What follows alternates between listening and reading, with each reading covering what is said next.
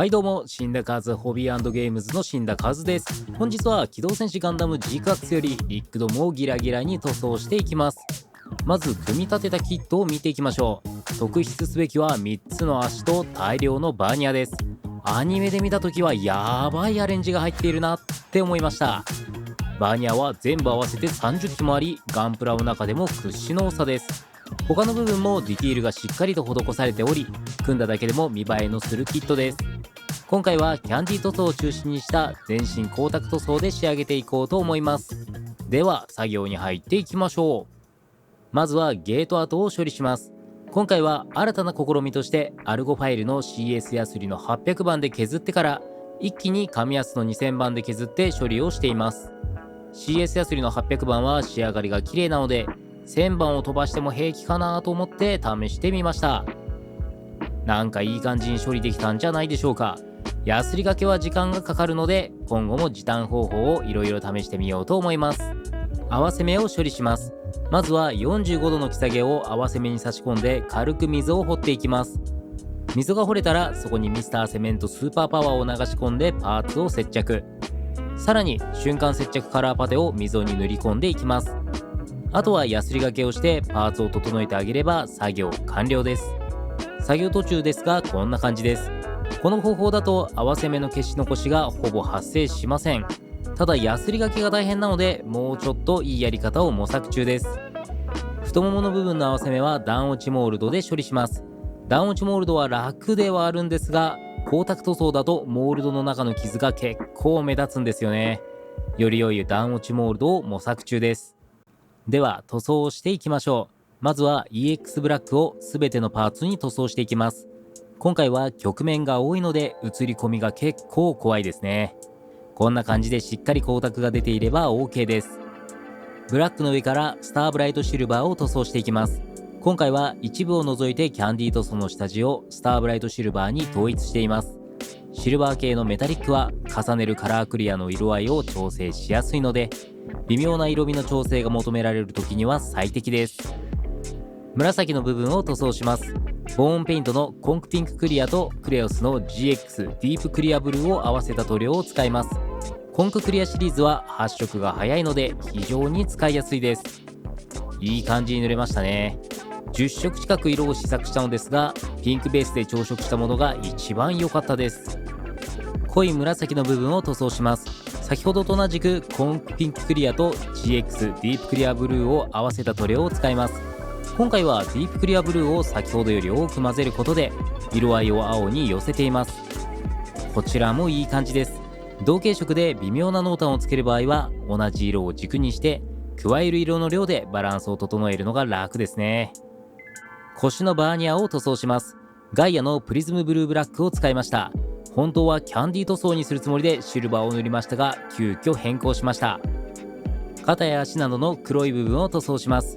EX ブラック、EX クリア、ディープクリアブルーを合わせた塗料を使います。発色が弱いので3回ほど塗り重ねていきます。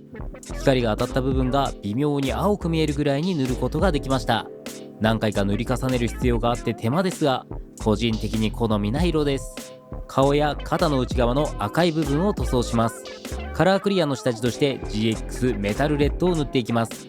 キャンディー塗装の下地としてカラーメタリックを使うと簡単かつ綺麗にキャンディー塗装ができます。その上からボーンペイントのコンクレットクリアを塗装します。濃い塗料なので発色抜群です。1回でここまで綺麗なキャンディーレッドに仕上がりました。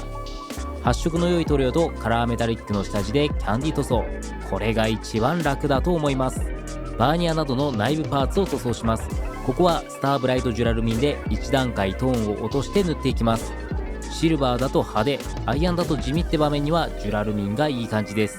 関節やフレームなどを塗装します。使用するのは安定のスターブライトアイアンです。これはいつも使ってるやつですね。本当に使いやすいです。メカプラモの場合は毎回使っているような気がします。胸部装甲などのパーツを塗装します。EX ブラック、EX クリアを合わせたものをベースに紫の部分に使ったコンクピンククリアと GX ディープクリアブルーを合わせた塗料を加えたものを使用しています。いい感じに塗ることができました。見た感じは黒、光が当たっている部分はうっすら紫が見える程度になっております。マスキングをして塗り分けを行っていきます。まずは足を塗り分けます。足の黒い部分はスターブライトシルバーを下地に塗り直してから肩などと同じ塗料を重ねていきます。腰の内側のアーマー部分も塗り分けます。スターブライトシルバーで下地を塗り直してから先ほどの濃い紫の部分と同じ塗料を塗っていきます。30期あるバーニャの内側もしっかりと塗っていきます。タミヤのエナメル塗料のクリアレットを使用。マスキングテープはサークルカッターで切り抜いたものです。エナメル塗料は万が一はみ出しても安心なのが嬉しいところです。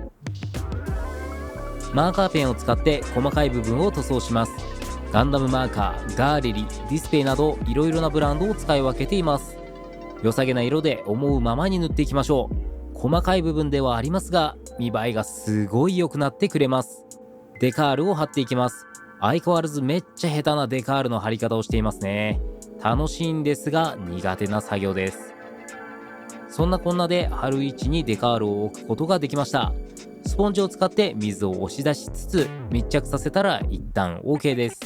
数時間放置したら次の作業です。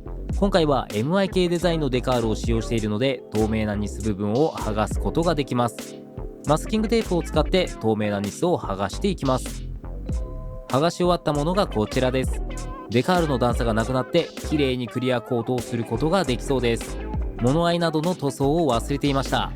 物合いやバズーカのスコープはウェーブの H アイズを使用します。まずは裏側にスターブライトシルバーを塗装します。これでレンズの裏側に綺麗なメタリックが透けて見えるようになります。今度は表側からボーンペイントのコンクピンククリアを塗装します。これでキット付属の物合いよりも透明度が高くて綺麗な物合いの完成です。最後に全てのパーツをクリアコートしていきます。まずはデカールやマーカー塗装を保護するために EX クリアを砂拭きしておきます。砂拭きしたクリアが乾燥したら今度は光沢が出るようにクリアを厚めに塗装します。綺麗に光沢が出たのを確認したら塗装は全て完了です。では最後の組み立てに入っていきましょう。今回は投稿間隔が3ヶ月ほど空いてしまいました。実は遊戯王のアーゼウスなども作って動画を撮っていたのですが機材トラブルだったり録画ミスだったりでお蔵入りとなってしまいました。キット自体はいい感じに作れたのでどこかでお見せしたいところです。結果として久々の動画制作になりましたがやはりプラモデルや動画制作は楽しいですね。早く出そうと思って作業するといろいろミスるってことが分かったので今後は自分のペースで楽しんでいこうと思います。